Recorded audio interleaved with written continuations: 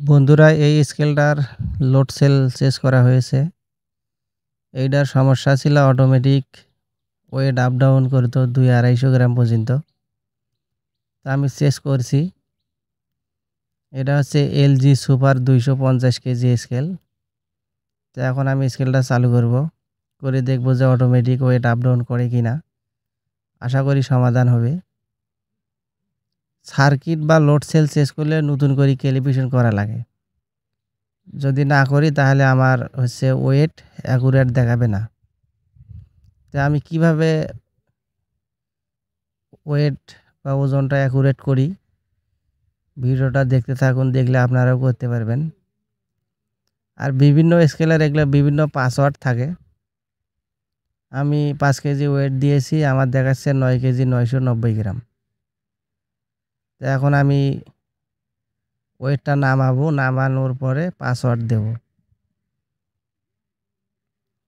বিভিন্ন স্কেলের বিভিন্ন পাসওয়ার্ড, তা পাসওয়ার্ডটা আমি বলবো না, আপনারা দেখবেন। আমার পাসওয়ার্ড দেওয়া হয়ে গেছে। যখন হাফ জিরো আসবে তখন আমি 1 টিআর দেব।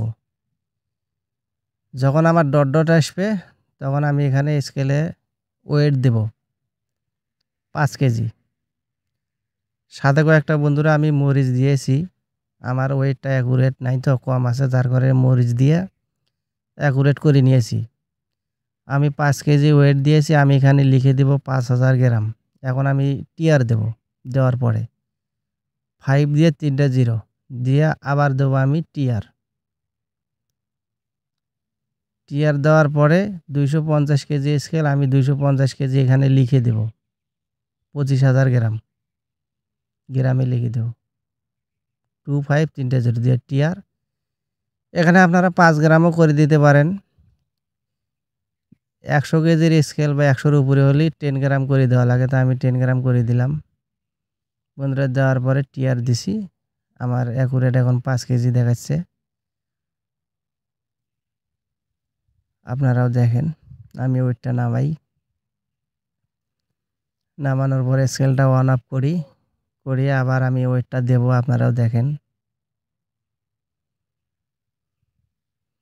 আমি এখানে ওয়েট দিয়েছি 4 কেজি 970 গ্রাম দেখাচ্ছে। আমি মরিচ কয়টা দেই নাই, তখন মরিচ কয়টা দেব, দিলে পরে আপনারা দেখবেন যে 5 কেজি দেখাচ্ছে। মরিচ কয়টা কম ছিল।